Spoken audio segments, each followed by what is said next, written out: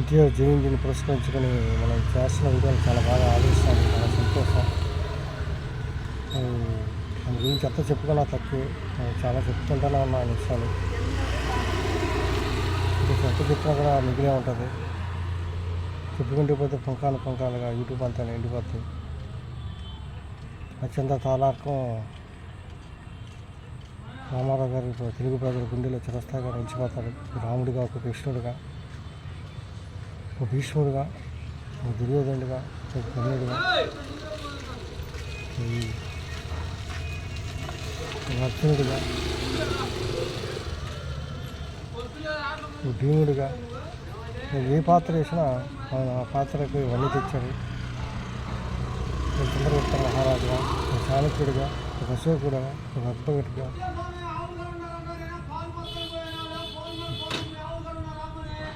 శ్రీకృష్ణ దేవరాయలుగా, శివాజీగా, వీరపాండ్య కట్టుబొమ్మలుగా, అల్లూరి సీతారామరాజుగా. ఆయన సినిమాలు ఏదో ఒక సమస్య సందేశం ఉండనే ఉంటుంది. ప్రజల సమస్యలపై ఆయన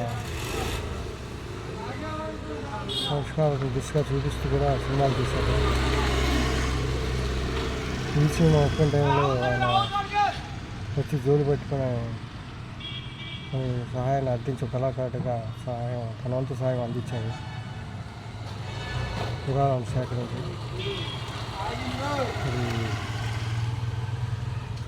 అలాగే సినిమాల్లో కూడా మరి తెలంగాణ ఆంధ్ర జై తెలంగాణ టైంలో తెలుగు జాతి మనది, నిండుగా వెలుగు జాతి మనది. ప్రాంతాలు వేరైనా మన అంతరంగం ఒకటేనా, భాషలు వేరుగా ఉన్నా మన భాష తెలుగు భాషన్నా, వచ్చిందన్నా వచ్చాదన్నా పరాల తెలుగు ఒకటేనన్నా. తెలుగు జాతి మనది, నిండుగా వెలుగు జాతి మనది. ఆ పాట రాయమని సూచించాడు ఆయన పిల్లం చిత్రం. మరి దేశభక్తు సందేశమో సమస్య ప్రతి సినిమాలో ఉండనే ఉంటుంది. పురాణ పాత్రలు పురాణాలు తెరకెక్కించాడు. పురాణ పురుషుడిగా మిగిలిపోతాడు. చారిత్రాత్మక పాత్రలు వేసి చరిత్ర పురుషుడిగా నిలిచిపోయాడు. మళ్ళీ జానపదాలు దాంట్లో మళ్ళీ డైరెక్టర్ని అడిగి మరి మారు వేషాలు వేయించుకున్నాడు. వేషాల మీద మక్కువ. మరి ఒక శక పురుషుడిగా కూడా ఆయన మిగిలిపోతాడు. యుగానికొక్కడు, యుగపురుషుడు, మహాపురుషుడు, ఒకే ఒక్కడు ఎన్టీఆర్. ఉండడంలో ఏమాత్రం అతిశక్తి లేదు. ఒక ధృవతారగా, శని వినీల ఆకాశం ఒక ధృవతారగా ఆయన మన కళ్ళ ముందు హీరో పాత్రలు కాదు, విలన్ పాత్రలు కూడా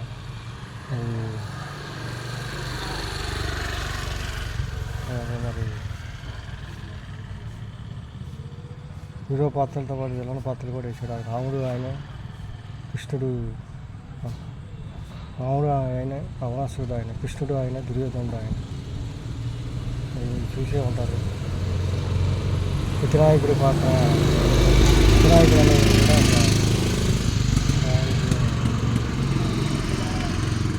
చూడటం జరిగింది. ఈరోజు ఎంత ప్రాముఖ్యత ఉందో విలన్కి కూడా అంతే ప్రాముఖ్యత కల్పించాడు. వాళ్ళలో ఉన్న కూడా అందులో ఉన్న దుర్గుణాలనే కాక మంచి గుణాలను పిండి మనకి చూపించిన ఘనత రామారావు గారికి దక్కుతుంది.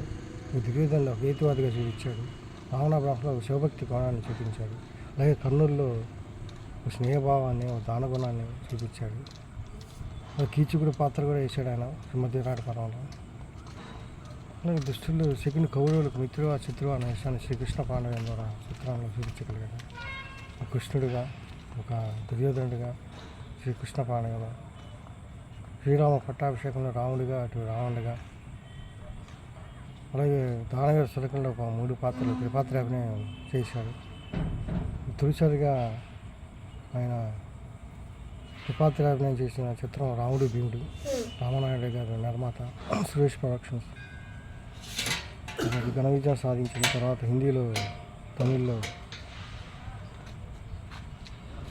దిలీప్ కుమార్, తమిళ్లో ఎంజీ రామచంద్రన్ గారితో తీశారు.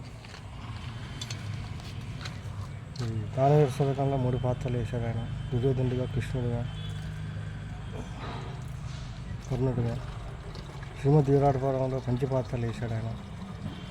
కృష్ణుడు, దుర్యోధనుడు, కర్ణుడితో పాటుగా అర్జునుడు, వహన్నల, కీచకుడు ఈ పాత్రలు వేసి ఎక్కించారు ఆయన. అలాగే 7-10 వయసులో మేజర్ చంద్రకాంత్ ఒక దేశభక్తి చిత్రంలో వేసి మరి దాంట్లో అల్లూరి సీతారామరాజుగా, వీరపాండ, కట్టబొమ్మగా, శివాజీగా, ఛత్రపతి శివాజీగా, మరి మనకి సుభాష్ చంద్రబోస్గా మనకి దర్శనమిస్తారు ఆయన. సుఖ్యాత నట సార్వభౌముడుగా మరి ఆయన అందుకనే వెతికెక్కారు.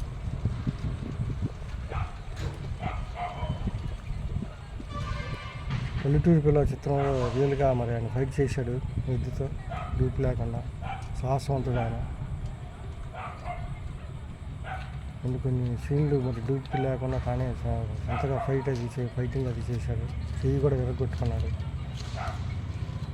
సర్దార్ పాపగాటి కానీ ఇది కానీ ఎందుకంటే కొన్ని సినిమాలు రామహస్తం అని చెప్తూ ఆశీర్వదించడం జరిగింది. కృష్ణుడి పాత్ర వేసినప్పుడు దాదాపు 17-18 చిత్రాల్లో ఆయన శ్రీకృష్ణ పాత్ర ఒకే పాత్రని వేసి మెప్పించాడు. అని ఇది ఒక రికార్డే. ఒకే పాత్రను 18 సినిమాల్లో వేసి నటించడం. కృష్ణుడు అంటే ఆయన, రాముడు అంటే ఆయన అన్నట్టుగా, వెంకటేశ్వర స్వామిగా, కలియుగ దైవం శ్రీ వెంకటేశ్వర స్వామిగా, శ్రీ వెంకటేశ్వర మహాత్మ్యంలో, తిరుపతి వెంకటేశ్వర కళ్యాణం అనే చిత్రంలో గుర్తుండిపోతాడు. క్యాలెండర్లు వేసి మరి ముద్రించి మరి అగరబత్తీలతో అప్పట్లో తిరుపతి వెళ్ళిన వాళ్ళంతా మరి వచ్చి ఆయన దర్శనం చేసుకునేవాడు. బళ్ళు కట్టుకుని ఎట్ల బళ్ళు. సినిమాలకి కొత్త 4 దశాబ్దాలుగా ఆయన ఛత్రాధిపత్యంగా మహారాజుగా.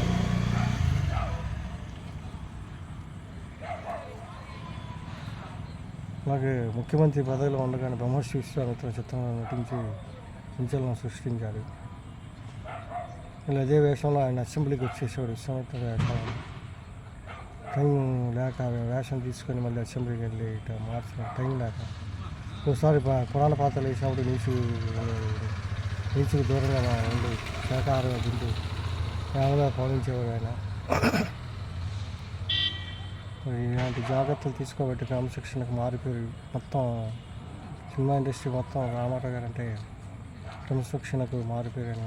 7 గంటల షూటింగ్ అంటే 7 గంటలకి నేటి తరానికి ఆయన ఆదర్శం. ఇలాంటి విషయాల్లో అట్లా దిగ్గజం. ఎన్నో సాహసాలు, ఎన్నో ప్రయోగాలు చేశాడు. రామకృష్ణ సినీ స్టూడియోస్ మరి పెద్ద కొడుకు మసూజీ వచ్చి చనిపోయాడు. ఆయన తన మహామంత్రి తిమ్మరసు షూటింగ్లో ఉండగా ఫోన్ కాల్ వస్తే గుడ్ న్యూస్ బ్యాడ్ న్యూస్ అని అడిగి సీన్ కంప్లీట్ చేశాక ఆయన ఫోన్ సేకరించి ఇంకా సినిమాలో ఉన్న డైలాగే ఆయన బయట పలికేశాడు. నేను చనిపోయిన దేహాన్ని నేను చూడలేదని చెప్పేసి ఆ సినిమాలో డైలాగే ఆయన జీవితాలు కూడా పలికేశాడు. చిత్తప్రజ్ఞాడు సినిమాల నుంచి కూడా నేర్చుకున్నాడు. ఒక ఋషి, మహారుషి. పిల్లలందరికీ కృష్ణ పాత్ర ద్వారా ఆయన పేరు ప్రఖ్యాతులు వచ్చింది కాబట్టి పిల్లలందరికీ కృష్ణ అని పేరు పెట్టేశాడు. మరి మగ పిల్లలందరికీ కృష్ణ అని వచ్చాడు. హరికృష్ణ, బాలకృష్ణ, జయకృష్ణ, మోహనకృష్ణ, రామకృష్ణ అని. అలాగే పురంధేశ్వరి, లోకేష్ అని, భువనేశ్వరి అని చెప్పేసి ఆడపిల్లలకి పేర్లు పెట్టారు. కానీ అద్వైత మతం లాగా ఏమో అమ్మవారి పేరేమో ఆడపిల్లలకి, శక్తి స్వరూపుని పేరు. అది ఎలాగ భగవంతుడిగానే కాకుండా భక్తుడిగా కూడా ఆయన మనకి దర్శించాడు పాండురంగ మహాత్మ్యంలో. హే కృష్ణ ముకుంద మురారి, కస్తూరి తిలకం లలాట పలకి, వక్షస్థలే కౌస్తుభం నాసాగ్రే నవమూర్తిగా, కరతలే వేణు కరే కంకణ, సురాంబికే హరిచంద్రంశ కలగా, సంతోష ముక్తావళి గోపశ్రీ నీ పరివేష్టితో విజయతో గోపాల చూడాలని విజయతో గోపాల. హే కృష్ణ ముకుంద పాండురంగ మహాత్మ్యం. దాని శ్లోకంలో ఉండవిటి వెంకట కవి చేత డైలాగులు రాయించాడు. ఇప్పుడుగా డైలాగు సెల్ ఫోన్లో రింగిటోన్గా కంగుమంటుంది.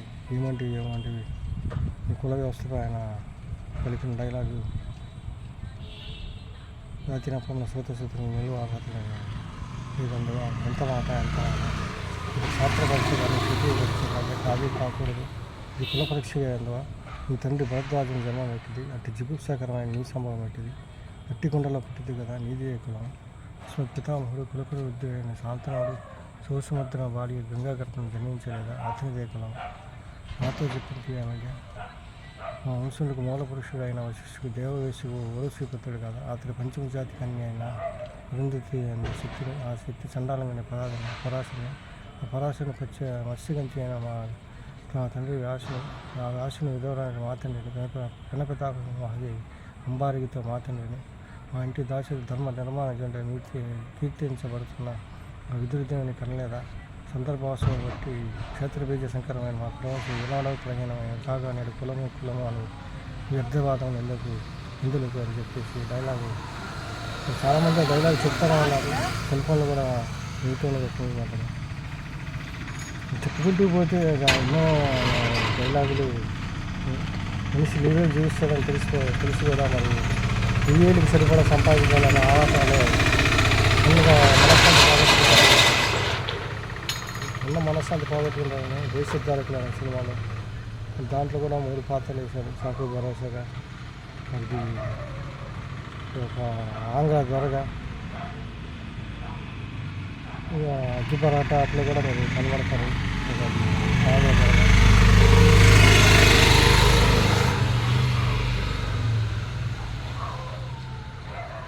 రకరకాల పాత్రలు ఆయన వేసిన పాత్రలు చూస్తాగా నిలిచిపోతాయి. కృష్ణదేవరాయలు అని రాములు అని కృష్ణరావు రావణ పాత్రలు ఇదైనా ఆయన శకపురుషుడు విధానగొప్పడు భూపురుషుడిగా శకపురుషుడిగా చిరస్థాయిగా మన తెలుగు ఆత్మగౌరవానికి ప్రత్యేకంగా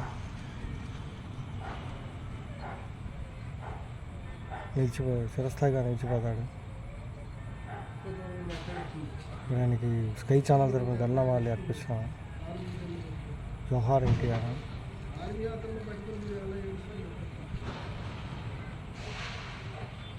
నచ్చితే లైక్ చేయండి, షేర్ చేయండి, కామెంట్ చేయండి, సబ్స్క్రైబ్ చేయండి. Thank you. మరియు మనం ఒక వీడియోలో మనం మళ్ళీ చెప్పుకున్నాం దాని గురించి ఇంకా మంచి విషయాలు కొన్ని విషయాలు.